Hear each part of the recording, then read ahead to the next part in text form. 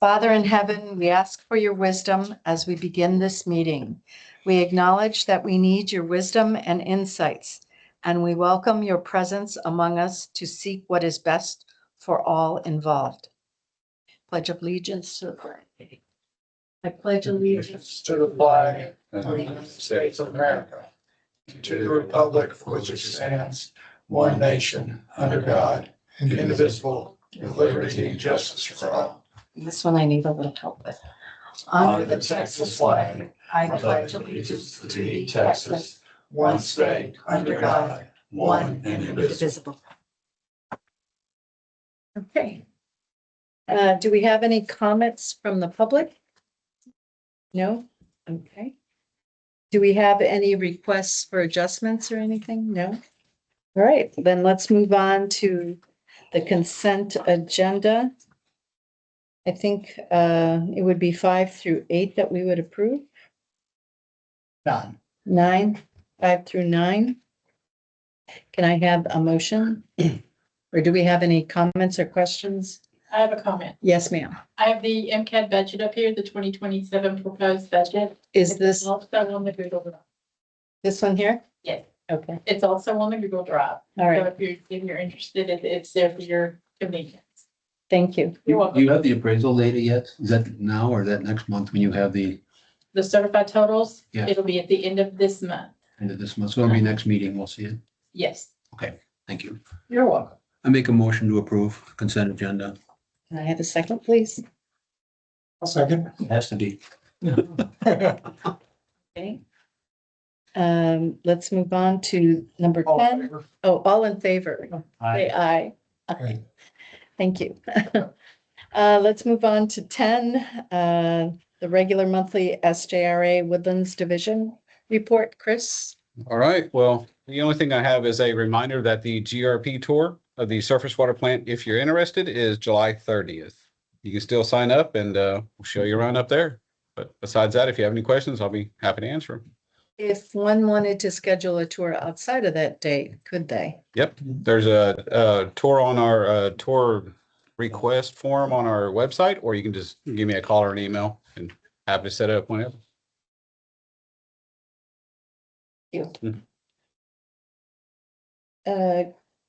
The draft fiscal year evaluation for 2027 budget. Chris, is that you? Haley. Well, all of us. Welcome. Good evening, everyone. So today we have, oh, my name's Haley. I'm with the accounting department at SJRA. I keep skipping one. So in front of you is our draft budget for FY27. You'll see that the items highlighted in yellow are what changed from what we presented in June to what we are presenting now here in July. I don't think. Oh, I'm sorry, it's in your packet. In the packet. I said that wrong. In the It's in your packet. Okay. Page 33. Pages 33. Okay. I didn't say that correctly. So in what we're bringing here in July, the main changes are we did remove the 1% rate increase to the water and sewer fees. So we brought them back to what current rates are. So for water, that's $2.73, and for wastewater, it's $5.65. The GRP blended fee is still proposed to go up 2 cents, but that's based on calculation because that's your the GRP rates times the blend ratio. And since we're changing the blend ratio to 55% surface water, just by nature, that drives that rate up 2 cents. So that is staying to the same as what we presented last month. So on that, if you would like me to go into more detail of the changes, I'm happy to do that. If not, we are asking for y'all's vote to direct your trustee to vote in the August trustee meeting to approve our budget. Does anybody have any questions? Yeah, you made a change to the interest income. I presume that was from the trustees Yes. asking questions about that. Yes, they were asking us if we were budgeting a little too conservative on interest income. We went back and we looked at the numbers, and we do feel confident that this new budget of interest income is sustainable for the budget. And then because of those changes, it also changed our R&R transfer amount. That is one of the things that we went through with the audit committee in early July, and then also with the trustees to explain some of the risks of doing, reducing our R&R transfer this year, how that will impact our 28 budget. Since we are proposing over the next, several years to increase our R&R transfer 250,000 every year. So in this budget, if we went from 6.25 million down to 6 million, for our R&R transfer, in FY 28, we would be proposing a $6.5 million transfer. That 500,000 is a lot to raise rates to generate that revenue difference. So one of the things we did to mitigate some of that risk is the interest income that we increased in our operating fund. We put that towards our R&R transfer, so that instead of doing a $500,000 increase in FY 28, if we stay on that course, we'd only need to do 350,000. So we did a little bit of maneuvering and conversations to see how we could still make this fundable, but maybe make that interest income number a little not as conservative. You guys understand where the R&R transfers come from? Negative. I think it would be helpful if you explain that. I Sure. had it explained to me just yesterday, but I would appreciate it if you did that. Yeah, of course. So our R&R fund is our maintenance fund to do projects that have a longer useful life. They take longer to complete the project. So our operating fund is bound by the fiscal year, but the R&R can have a project that's 18 months long, and then because the budget is good for the project and not necessarily for the year. So we have that R&R fund to facilitate those projects, but in order to get that money over there, it comes from our operating fund. So our operating rates, which is the water and sewer rates that are at the top of this document, the $2.73 for water and the $5.65 for wastewater. That funds our operating budget, and then we budget a transfer into the R&R. So currently that's at about 6.1 million for FY 27 that we're budgeting to transfer. So it all comes from the operating fund and these rates that we're talking about. It would explain to me the reason you do the R&R the way you do is because having it bound by a fiscal year is somewhat problematic in terms of going forward. Yes, it causes us a problem with issuing contracts, because then we can only, if you're doing a water well rehab or something, and Chris can help me on how long that actually takes, but maybe I picked a bad project. But if you're doing a project that takes 18 months and we only have 12 months that we're allowed, that we have approved budget for, basically, then that does cause us a problem with issuing those contracts. So how is the R&R fund sort of accounted for and tracked over time? It's the same as our operating fund. We have a whole project tracking system that we have project budgets, and then so you also see in here a change to our budgets this year. So we always track that 10-year project plan that Aaron presented in May. That is the budget for those projects, and that gets put into our system, and then we have our actual expenses that come across that. But in our packet that goes to our board. Refer to page 38 and 39 for what she's gonna talk about. It might be 5. They went off my page numbers here. But there, we put the project list at the back of every fund. So you can see, so on the operating fund, there's the 2 projects, the town center and the Woodlands Parkway. Both of those are unfunded, but they're just shown in our operating fund for now. But you can see the project budget listed there for every project underneath the respective fund that funds it. So that's on page 7, correct? Page 39-7. 39, the big packet, 7 of them. Yes, That would be the R&R yes, project that's for the R. Yes. 7.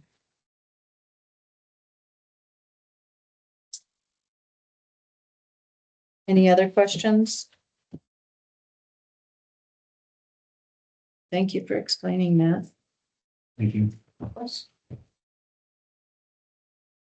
I think if we just have y'all's vote tonight to direct your trustee so that they have direction for the August trustees meeting on our budget, that is all I need from y'all tonight. Can I have a motion? The trustee meeting, when we talked about this, and they generally board with this. Yes, and can't speak for Brad, but relay what you mentioned, he's on the audit committee. So the audit committee gave recommendations to the trustees, which then led us to today, which is the version that you've seen. So Brad had indicated approval or acknowledgement and concurrence with it to the trustees. Okay. So he would expect that I believe, Direction. I make a motion to authorize Brad to vote in favor of approval. Okay. Second. All in favor? Aye. Aye. Thank you. Okay, let's move on to the next item on the agenda. The draft of the Bear Branch dams. I believe we have a handout. Good. Thank you. We're gonna start with Several. We'll start with handout, this. the project. No, start with The draft. I did hand out one document that it shows the breakdown by mud so that you could see This page. your percentage relative to this. So. And I'll talk through that as I go through this, but this item is on page 46 47. and 47. And we'll start with the operating fund on page 46. I'm Jamie Lewis. I'm the controller for the San Jacinto River Authority. With me today, I brought Zach. I got you. Okay. I have Zach Middleton here. He is actually the accountant that helps with the Bear Branch projects and dam operations. And so that's just a small portion of his role. He also does the Highlands Lake Conroe raw water accounting, but although it's a small portion, it's an important portion. And he is the coworker to Haley. They do a very similar role. He handles those divisions and Haley handles the Woodlands division. So he's fairly new in the position, been here with us, what, 6-7 months now? I don't know. Since last October. Been a while. But I told him he'd come watch, see how things work, and maybe next year he'd get to do this. So we'll see. All right, so as we go through, I have the Bear Branch Operating Fund. We'll start at the top with the capital contributions for fiscal year 27, Which page are we on?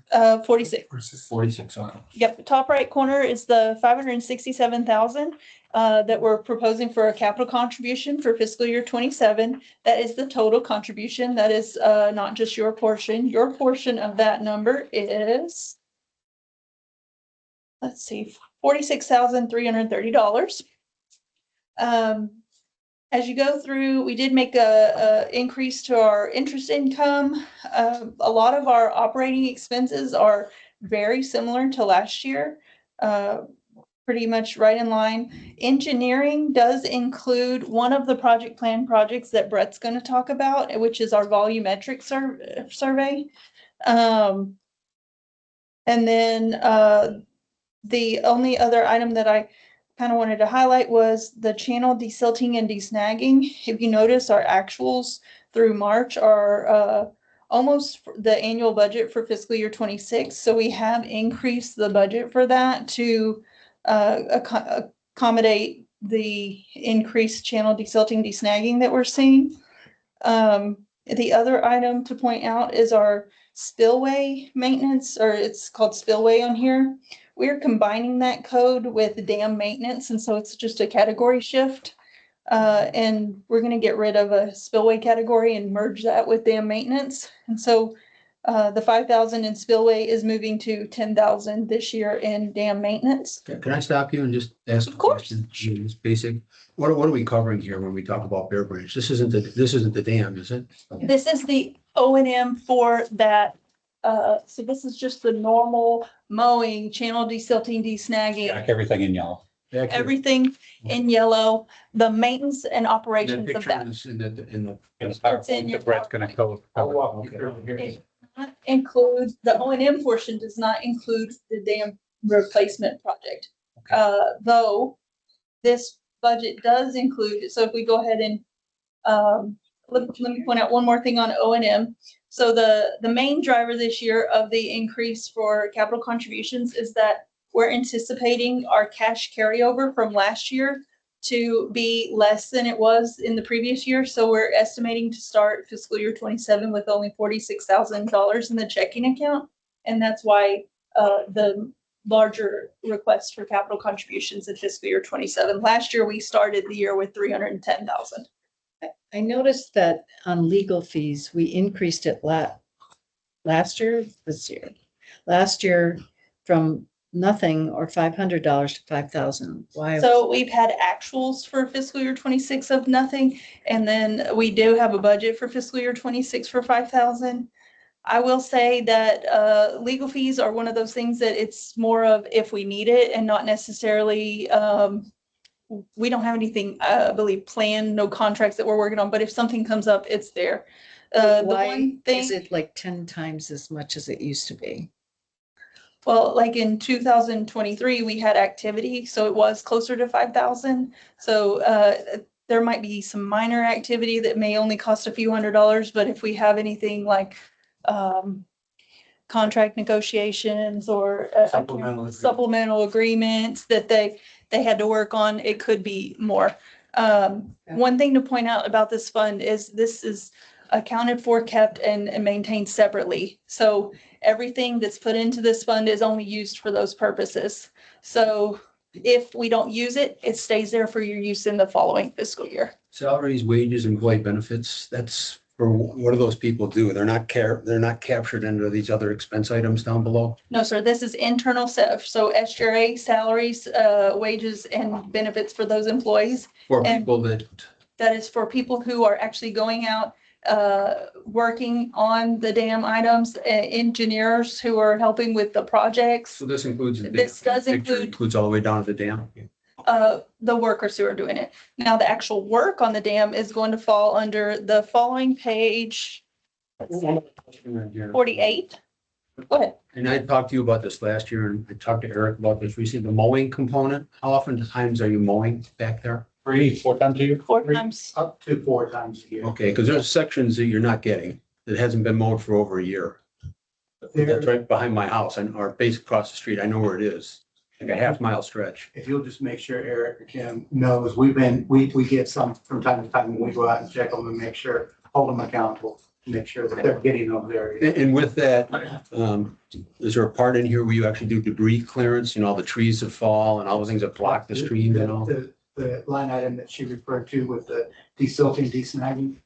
Okay, And We also have keep in clear. mind that they cut the trees up and leave them on the ground. They don't haul them off. well, I know last year, there was one section that was really dammed up, and Eric, I think, knows where it is, because I think the Water Authority may have flagged it. They actually pulled that stuff and they pushed it way off to the side, and they did cut some of it up, but at least they get it out of the way. And it They let it decompose on site Yeah, instead of I hauling it. was aware of that, and generally they get it out of the way so it doesn't cause such a bottleneck. Okay, sorry. No, you're fine. And one last question. So why did the cost for desnagging in the 2026 budget was 25, 27? Proposed is 50,000. There are a number of outfalls that come out of the subdivisions and tie into Bear, Alden, and Panther Branch streams that have partially silted up. And so it's been a while since the crew was in there cleaning them. And so we're addressing those. We did an assessment last year. We've taken care of some of them last year, and then we're going in and finishing up this year. I think a lot more has fallen too. Who's you know, sometimes you see where they mark the trees that are dead and they actually proactively get rid of them. Is that SGRA or is that the township? That's you guys, okay? If it's in that green area between all the streams, that's us. There's been a lot of dead trees falling back there. Did that answer your question? Yes. Okay.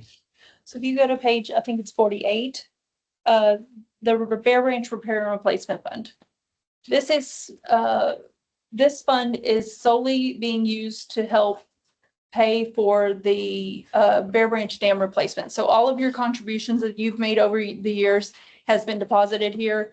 And then all of the Army Corps of Engineer reimbursements that we've gotten go here as well. So this is solely for that dam replacement project.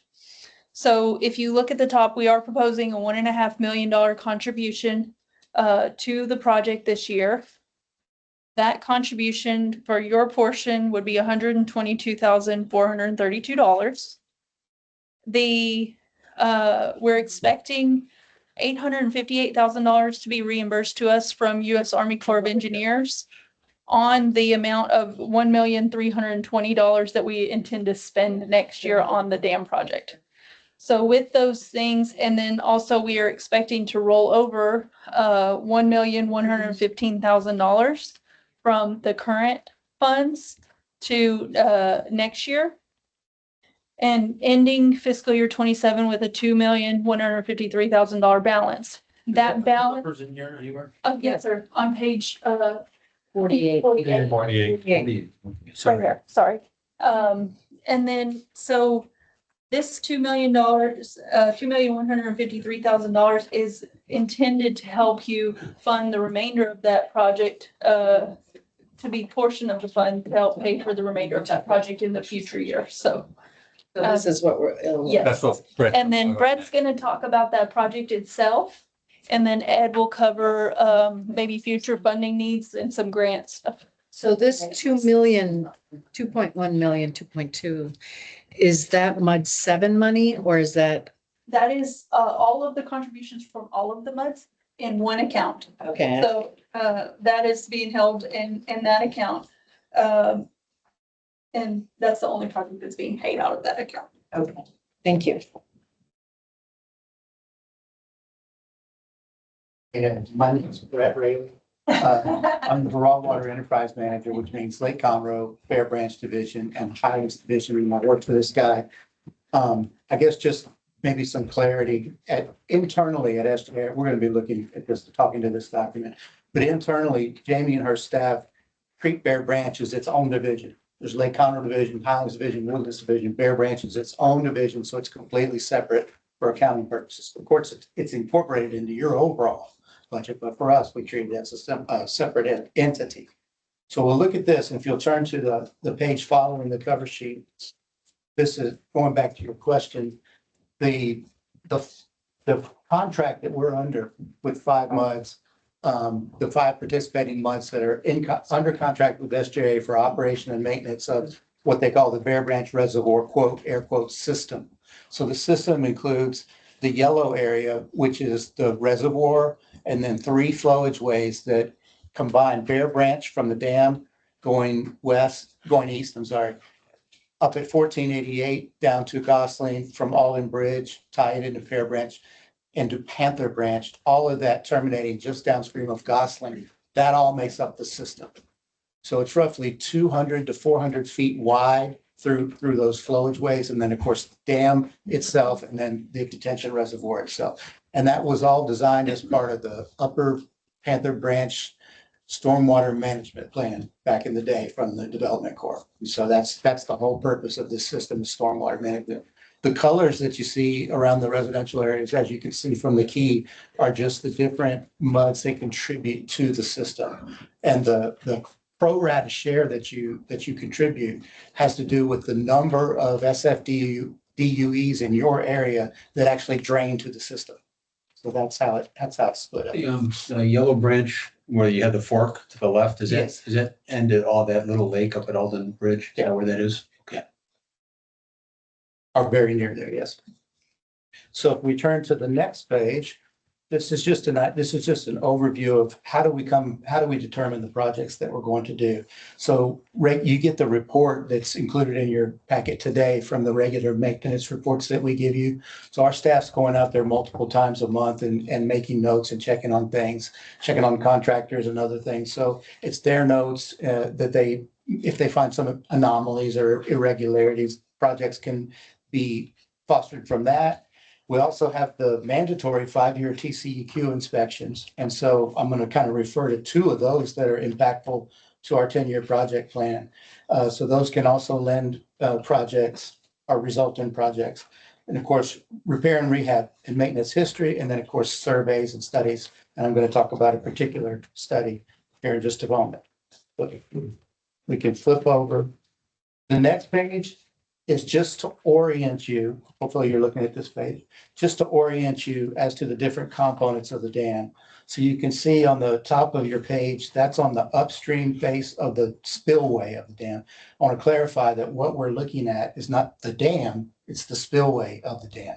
The dam extends further to the left and the right with the earthen embankment. So we're talking about the spillway. On the upper part, on the upstream portion, you can see it's soil cement, and there's a picture that kind of shows it to you. compacted earth mixed with cement, very hardened surface. It has a multi-decade lifespan. The area that comes down perpendicular to that is the service spillway, and that's the first part of the spillway to engage it when water starts to rise in the reservoir. And then if it gets to a certain height, which the last time we saw was in 2016, it will actually engage the emergency spillway, which is up much higher than the service spillway. And so that's kind of the order of things. Flow through the middle until it gets to a certain point, and then use this entire area to get water out if you get to a certain level of event. Does that make sense? So if you turn the page, I'm going back to studies. We had the TCEQ 5-year inspections. In 2 subsequent 5-year mandatory inspections, the engineers referenced that you should be thinking about replacing the soil cement and the service spillway. And there's a number of other studies that we've done and shared with the MUD directors in the past that support that. So we decided to engage a consulting engineer to do a preliminary engineering report on replacing the soil cement and service spillway. Well, we got the report back and their findings said, yes, you need to do that, but it's our opinion that you need to do the entire spillway. So not just the red, but the rest of the concrete as well. So if you turn to the next page, you'll see the yellow shaded area. So it's the red and the yellow. It's the entire spillway. Again, not dam, but spillway. And so we got we got their opinion. We engaged them in a supplemental PER to give us a couple of options on replacing the entire spillway. Now, prior to doing that, that consultant came down and had an all MUD meeting where all the MUD directors were all invited to educate them on their findings, to justify why they're saying not just this, but the entire thing. And after that, we engaged them in a supplemental PER to do the very conceptual early design of a full spillway replacement.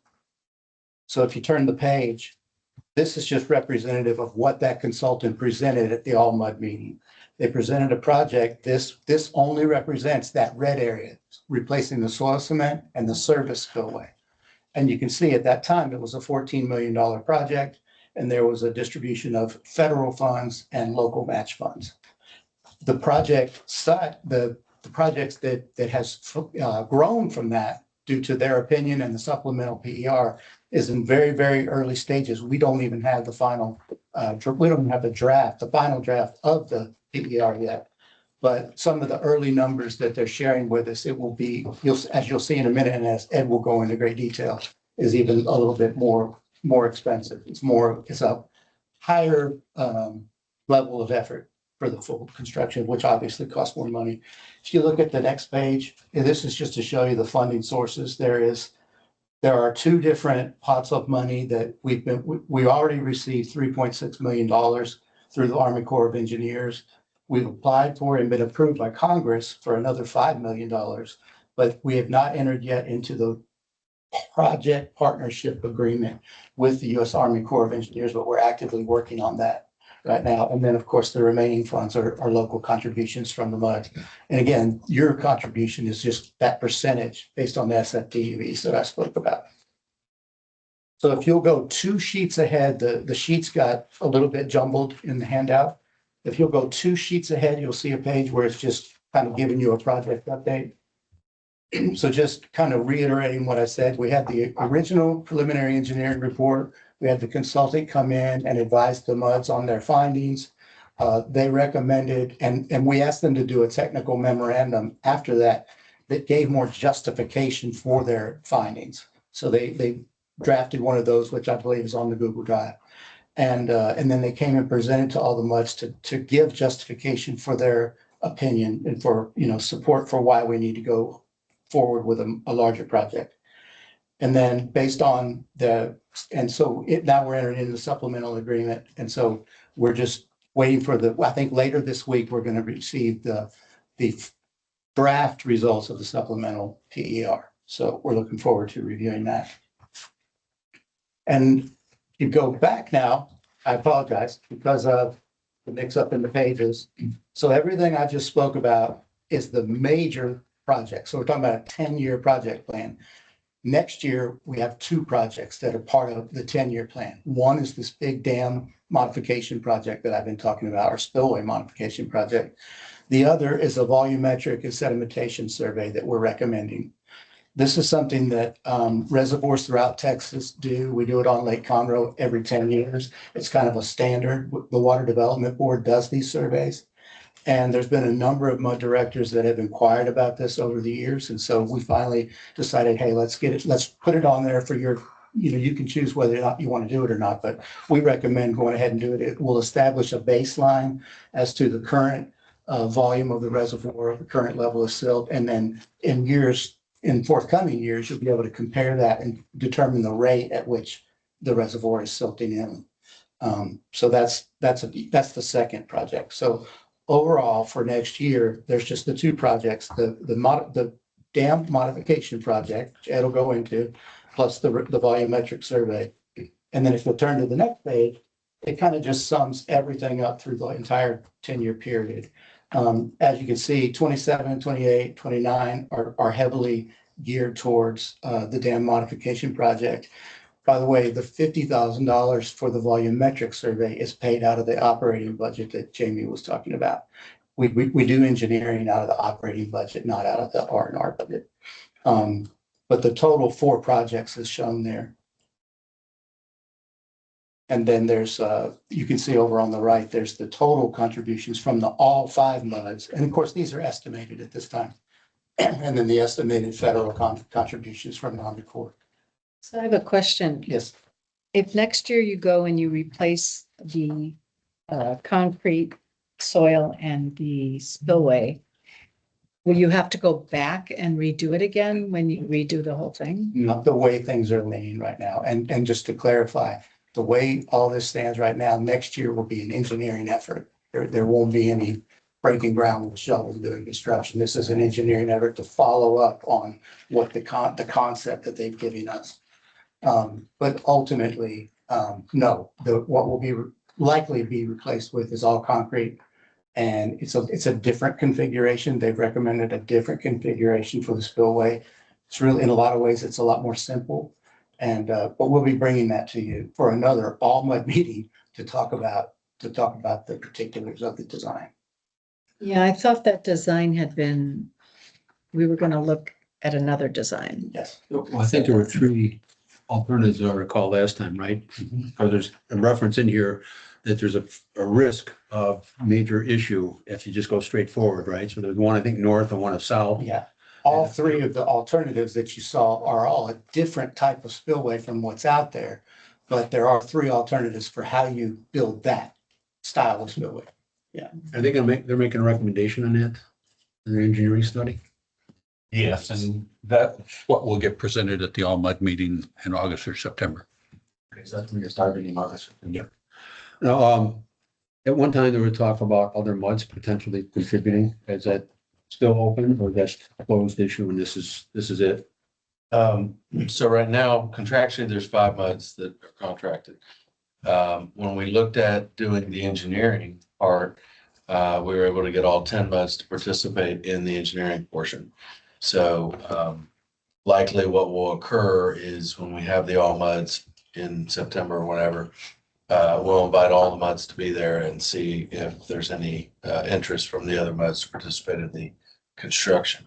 There was indication from a couple that they weren't necessarily interested in participating beyond the engineering that they had put in, but we'll see. And it would be safe to assume if, given that these are the 5 MUDs, that we just use the 8.1% and extrapolate across all future costs as our participation rate. Is your pro rata share? Yes, sir. That's correct. Yeah, unless there's additional participation. Drive that down a little bit. There is. Okay. And then Ed's going to follow up with some, go ahead. Are you done? Yeah, I'm done. Ed's going to follow up with some more detailed information regarding funding of this large. Thank you. So we're talking from the big sheet. Because it did not get included in the book, in the board packet. So let's focus on the top left corner, the schedule, anticipated schedule of the Bear Branch Dam modification project. You just heard us mention about a potential all mud meeting in August, September. That's there at the top, very top.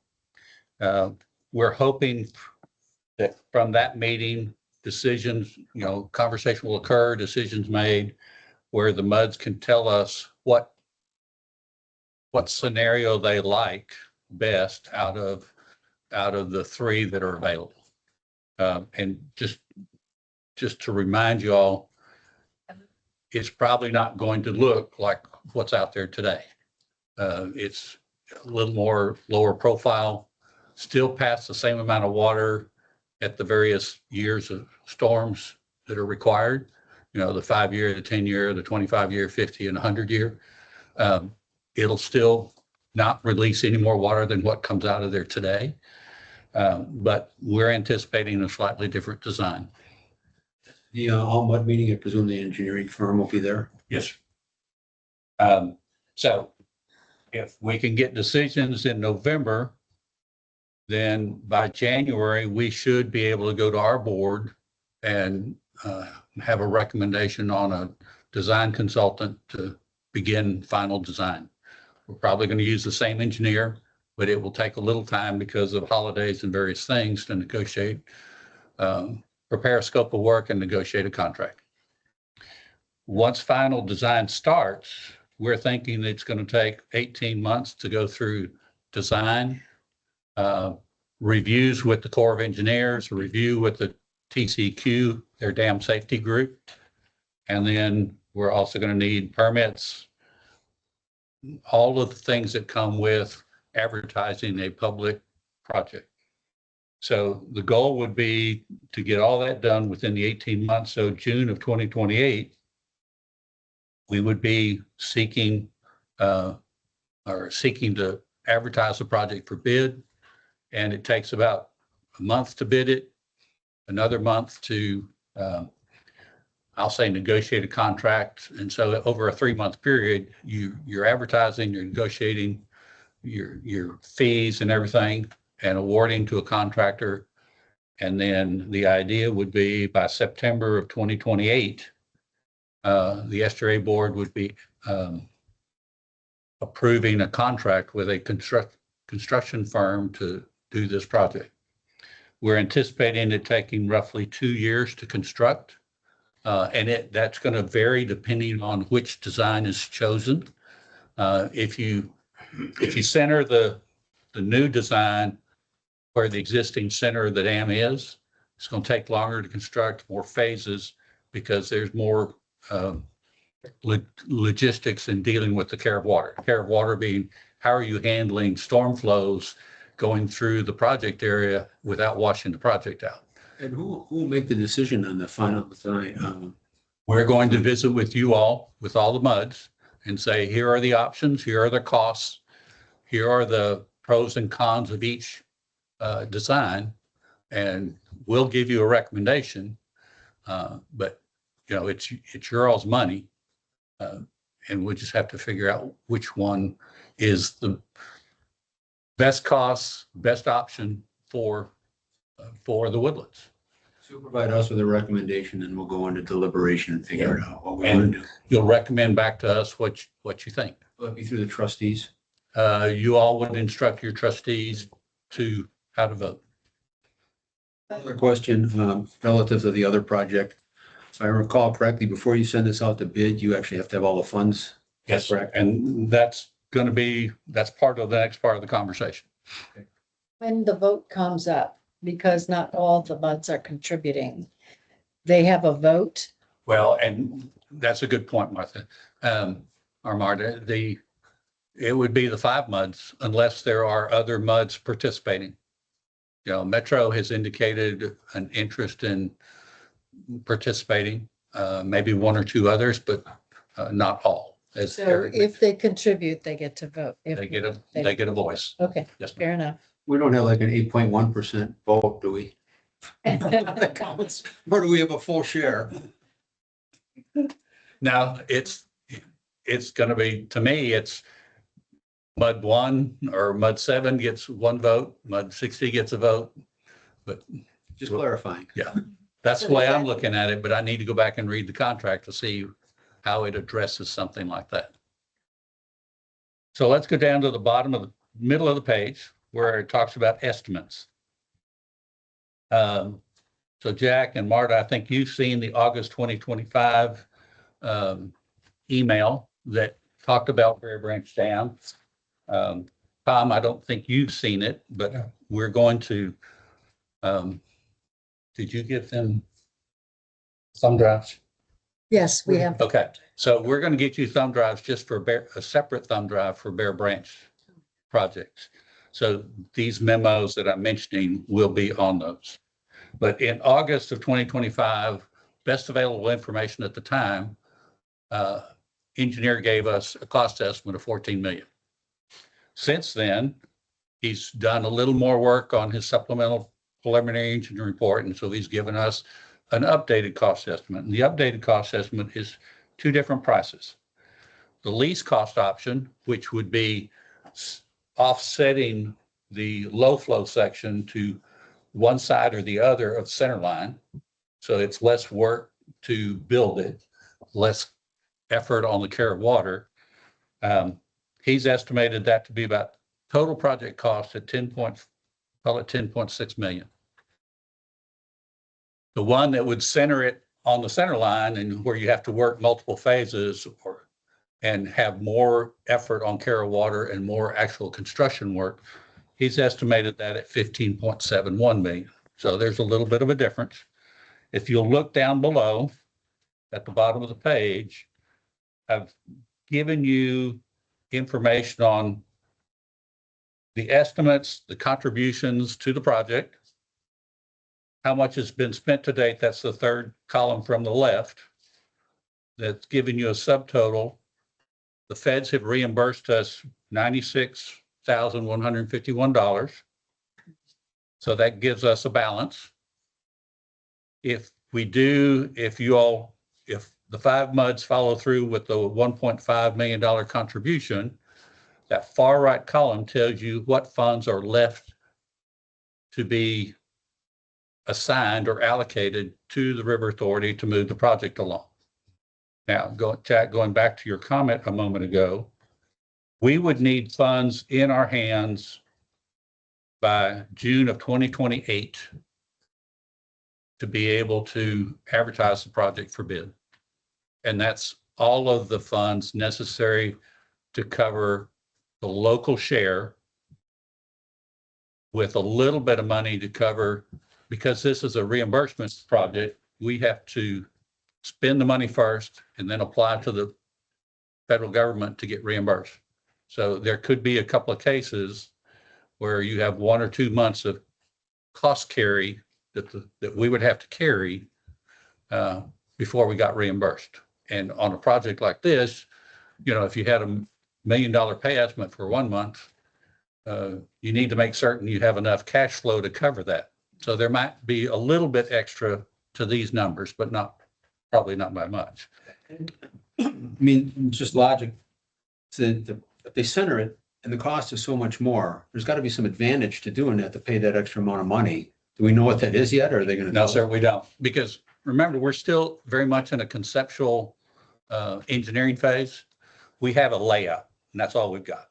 So as we get further into design phase, we'll get more up-to-date cost estimates. And before the project is actually bid, we'll have a final cost estimate. And so we'll have a better refinement. But wanted to make certain you all had information on what your potential exposure is to get the project done.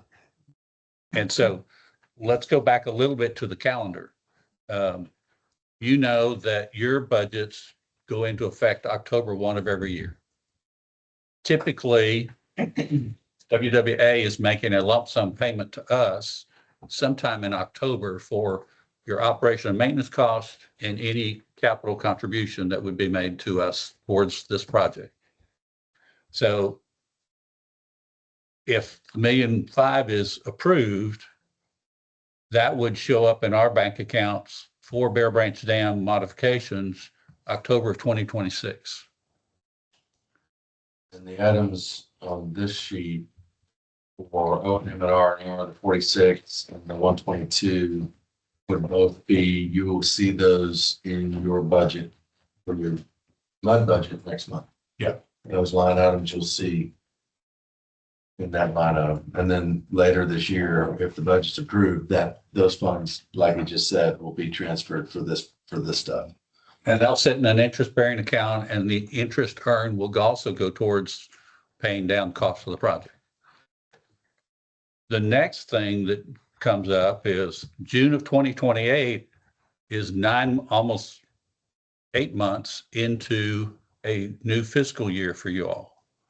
So you have to be thinking about monies that you would dedicate a year from this October to be able to cover your pro rata expense for when the project goes to construction. And so part of the reason we've been giving these annual memos is to help remind folks that there is a bigger commitment coming, and trying to, I'll say, ease into it without it just being a lump sum. Walk in one day and say, here's what you owe us. And then everybody looks, you have a shocked look on your face. I think you've been doing a pretty good job. So will this August, September meeting give us a pretty good idea whether it's going to be 10 million or 15? No. When will that day come? We will know that probably we'll start having a better feel for it March, April of 2028. So we'll have to set aside Well, money. let me back up. So we'll have, yeah, it's gonna be that late. So we're So going to we have will actually be making a decision in October for the fiscal year 2028 without knowing exactly what our cost is. Correct. We're gonna have one of these two options. Okay. So we'll have to go for the bigger sum. Not necessarily. Can we put that back in if we don't use it? Yes, ma'am. Whatever is, so like, for example, if we end up with something in between, like, look at the middle row. If the project is truly $10.6 million and you do the $1.5 million this year, you could end up with a refund once we do final accounting. And that will go into the Bear Branch operating. No. That would come back to you all as general funds. Okay, great to know. Now, something to think about, and I'm sure Eric has, remember, we refunded money from excess funds out of the Woodlands Division this year. They're coming out of the Woodlands Division, but when they hit your general fund account, I don't know that they have a designation. So if there is a excess funds distribution a year from now, you may want to consider putting some of that aside for Bear Branch. Can we stipulate that when we, You don't need to stipulate to us, you stipulate to Eric. I mean, the way you look at it in your budget is, if there's not a separate line item, it's part of your reserves. So we would look at the reserves, for instance, in your reserve coverage and say, okay, we've got some projects coming down the pipe. We might need to allocate some of these funds towards this, that, or the other, whatever that is. So you could, if we know those numbers, in advance, like we do, we could go into your budget and earmark, some of those, just so you had it for planning purposes. Main thing was to get the message to you all that there could be the need for future funds. So unless you have any questions of me, I think I've told you everything I know that's on this one sheet of paper. hey, thank you so much. That was very good. Does anybody have any further questions? So Eric, for the 46 and the 122, when do we have to use that? We'll place that, now that we know that, we'll place that in your budget for, budget draft that you'll see next month. Okay, so it'll be in the budget draft. You'll see it. There's already a separate line item. It's just every year we get this document and then we update that line item. Sometimes there's more, sometimes there's less, depending on the budget, this budget shows. That'll be shown in their school. We can move on to item 13. And that's a deferral for today. Okay. 14, regarding the status of Bear Branch, Panther Creek. Yes, we did get some news from the Army Corps of Engineers.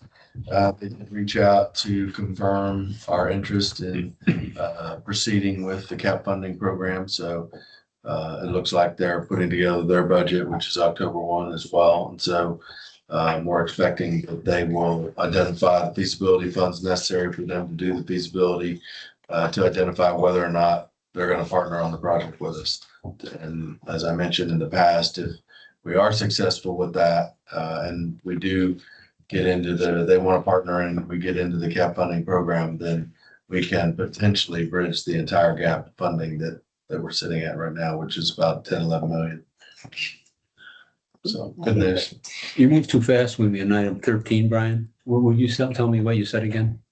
Deferred today, it's still being considered by the trustees. Okay, and just, this was put out in April, which was this timeline or schedule. Is there a revised timeline at all that's gonna come out? At this point, it really is, you know, Up in the air. up in the air at the discretion of the trustees. So we're trying to get, since we had 8 districts that, you know, we're not ready to approve the supplemental agreement, we're trying to work through the trustees to get something that we can have a recommendation from the trustees to bring back for the MUDs, but don't really have a timeline. It's really at the discretion of the trustees when they get to that point. Okay, thank you. So it's month to month. Is there a deadline on that at all? I mean, you know, sooner the better. I mean, the costs aren't going to go down for these projects, so. Thank you. Adoption of resolution concerning developed district status, Eric? This is an annual item. The district developed status for MUD 7 has not changed. You remain a developed district. So, Tom, this is something that all the districts consider on an annual basis. The reason it matters is that if you are a developed district, which we are, meaning that you have the infrastructure in place to serve 95% or more of your projected ultimate build out. So we're pretty well built out in this district. Then the legislature has limited those districts to an increase in their year-to-year maintenance tax revenue to 3.5% without being subject to an automatic rollback election where the voters could go and say, no, I don't approve this. If you're a developing district, then you are subject to an 8% rollback. You can go up 8% in your maintenance tax revenue without being subject to a potential election. And voters have to petition to forfeit the election. It's not automatic. So that's why we go through this exercise every year for these districts. It's kind of a nothing burger because none of the status change for any of the districts. Is that based on the number of ESFCs? Yes. And has our number changed at all? According to the sheets from LJA, that nothing changed in terms of your 95% metric, that you've got infrastructure in place to serve those connections. Okay. So we need a motion to confirm that you are a developed district for 26. Did we get a document? Can I make that motion? Today's meeting on that? Do I? I was gonna Make a paper motion. came to you. Normally the presiding officer doesn't make the motion. Tom or Jack? Oh, I'm sorry. We need a motion to consider the developed district. We have a piece of paper on that? Here's the document. Oh, that's just the document you have. That's why, so. Okay. I move that we approve it. Second. All those in favor? Aye. Aye. Okay, thank you. Okay, let's move on to the next item. The attorney's report. Only item I have there is a reminder, if y'all haven't completed your cyber training, and AI training, not calling anybody out, but to the extent anybody has it, just a reminder that the deadline is the end of August. Cyber is basically required, but AI is optional depending on whether you're going to use it, right? Correct. Well, it's optional depending on whether you're utilizing district computer systems, which in the Woodlands is a little bit gray because we have a Wi-Fi system, we have a Google Drive. So I tell folks, when in doubt, just watch them both. It's not a significant time commitment. They're about half hour each. Where's the AI one? Because I know Shelley sent it out. They're both on that link. They're separate links. Okay. I think they were less minutes. Who we dump our certs off to? Well, for these, you don't get certificates, so we're relying on the directors to email Shelley and tell them that they've completed it, and I say we're going on the honor system. But they Yeah. did give you a certificate. I did not think that they gave a certificate. Now, they do for Public Information Act Maybe that's and what it Open was. Meetings Act, yeah, but for the cyber and the AI, No. I don't believe that. Aside, there was no, you just had to send a note to Shelley telling Yeah. you completed it. That's it for 16. Number 17. Eric, Yes, that was requested to be on the agenda. So ready to answer any questions that you may have on that. I don't recall where that, I think Emily brought it up, I believe, but you can go into some detail, but prefer to not go into too much detail because of security reasons. But I can assure you that we have those items listed there in place. I think that's the best, probably Yeah. the best I could leave it. Yeah, and I think, of course, reach out to Eric and talk to him on a one-on-one basis if you have questions about it. But some of this, because it's cyber sensitive, don't want kind of out there in the web. okay, as long as we have something in place, right? We definitely. All right, let's move on to item 18, general managers report. Starting 71. 71, that is correct. 71 and 72, you'll see summary of the active development and redevelopment projects that are going on with.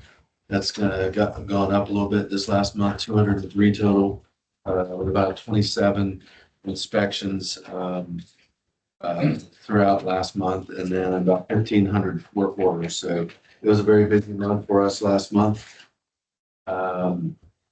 Also on page 74 and 75, you can see quite a bit of drainage related work that's going on. The top pictures are in Mud 7, so you can see examples of things that we're doing in Mud 7. You know where that is? It's C ditch. I don't recall which one is C ditch offhand, but Most of it seems to be in the southern part of our flood, where most of this work is going on. yeah, Mud 7 had a significant amount of ditch related work compared to some of the other districts. And a lot of that's because some of the districts are just a level in the older portion of 7. So yeah, it's not up in the northern portion of 7.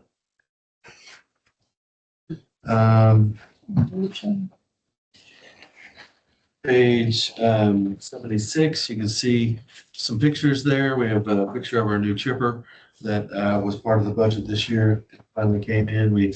Our ditch crew is excited to see that, and they've been working, but now they have some additional equipment to help them, particularly as we do the trim back of the ditches to help us gain access to some of the areas. Pictures at the bottom of 76, you can see 14 of us were in a OSHA 30-hour general industry training. So that was pretty significant training that we did a couple weeks ago, and 14 of us completed that. So a lot of good information and insight for our field and operations staff. You can see on page 79 some anniversaries. We have 5 listed there, including Romero at 43 years and Mary at 26 years. So quite a bit of folks that have been with us for quite some time. Did want to remind you, as we mentioned earlier, that the draft mud budgets will be presented next month. Expectation is we'll do presentation of the draft budget next month with expectation of approval at the September meeting. So we'll do that next month. Can I ask, last time we did it last year, after the fact, we got some analysis of different tax rates. And I asked for that to be available to us in August, where we had options, like we looked at parity. We looked at a 3.5% increase on the average house. We looked at a 3.5% decrease on the average home. And we have some level of information on that. You provided to us in October last year at Brad's request, I believe. We didn't have it when we actually made the decision in September. That would have been for setting the tax rate. That's for setting the tax rate, right? Okay. Yeah, we'll share that with the financial advisors so they can run those. Yeah, if you go back and look at like the October meeting packet last year, you'll see that you provided a chart in there and the format of it. Okay. We can do that. Did want to update you that last month we talked about a situation where a couple churches had subdivided their properties, and we have sent letters as of last week, putting them on notice that we did need to work together to get that corrected. So those letters went out last week. And so I'm sure we'll be in touch with them. I know Mr. Inman, if you have any issues. Okay. So we'll see where that goes. I've met with one of the churches. We'll need to meet, likely they'll want to meet with the other church, and we'll try to work with them to get it figured out. We put, immediate attention. We didn't specifically give them a deadline of a certain time frame, recognizing that they're likely going to need engineering and the whole, process in order to do it. But we will need them to move as quickly as possible and not drag this out. So there may be additional letters in the future, but wanted to give them at least their first opportunity to respond and start working on this. Which church was the one that had the connections to it that was in place? Was it the Bible church? The original church was the Woodlands Bible Church. They owned the whole property, and then they sold it to the Anglican Church. And the Anglican Church is proposing to do some expansion, and that's kind of what is, yeah. I think they're very much aware and happy to do whatever's needed. Yeah, we met with the Anglican Church previously, and so they're eager to get moving, but they recognize that both churches have some responsibility here to move the connections. So we'll see where that goes. Also, not on your agenda, we'll put it on the agenda next month, but I wanted to give you a heads up on the sanitary sewer rehabilitation project that's been going on for the last year. We've had a number of pay estimates over the last 9 months or so. We do have a new pay estimate number 7 in the amount of $244,663,000, of which MUD 7 shares $15,200. This is for what? This is for the sanitary sewer rehabilitation project. And we've had 7 previous pay estimates from the contractor. So the project is complete. So I'm expecting that we'll have likely pay estimate number 8 final next month. And so we'll put that and officially put 7, pay estimate 7 on the agenda to approve both. So we'll just have to improve the expense. Yep. Thank you, Eric.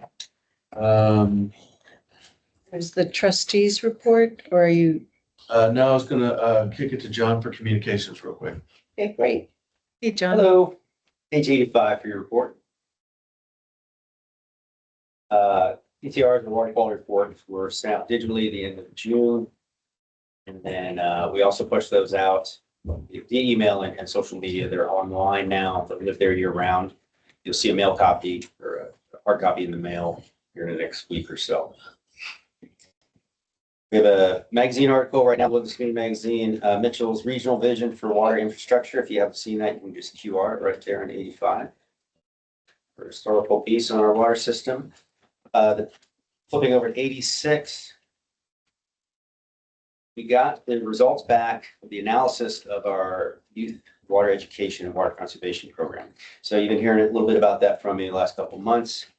We did a pilot program with 5th graders in Tufts Elementary. All science teachers were involved. And The overall message is it went great. So the teachers were well invested. They all implemented it fully. We saw excellent knowledge gains, according to the pre and post testing. And we saw really good parent involvement as well, because part of this program was for kids to take a conservation kit home and work with their parents to put in shower timers and faucet aerators and irrigation gauges and so forth.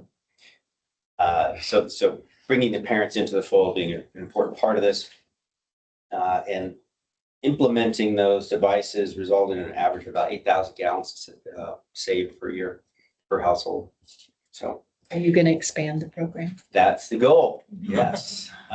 We got a few minor tweaks, just little things here and there, but really not much. And then ideally taking that forward to all fifth graders in our jurisdiction this next school year. Who makes the presentations?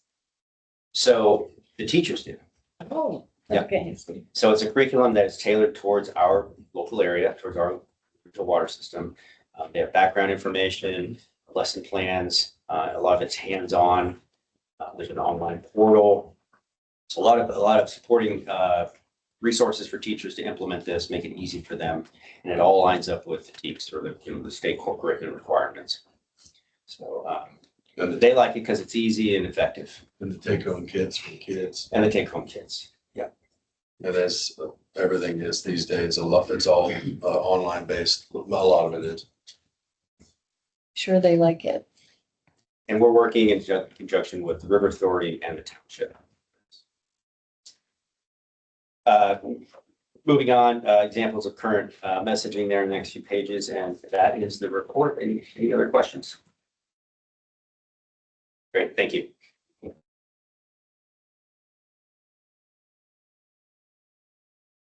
Let's move on to the Woodlands Water Trustees report.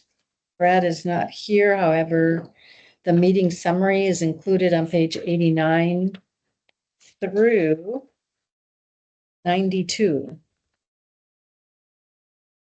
Does anybody have any comments or questions on that?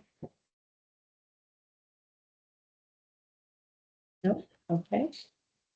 Do we need to recess? We do not.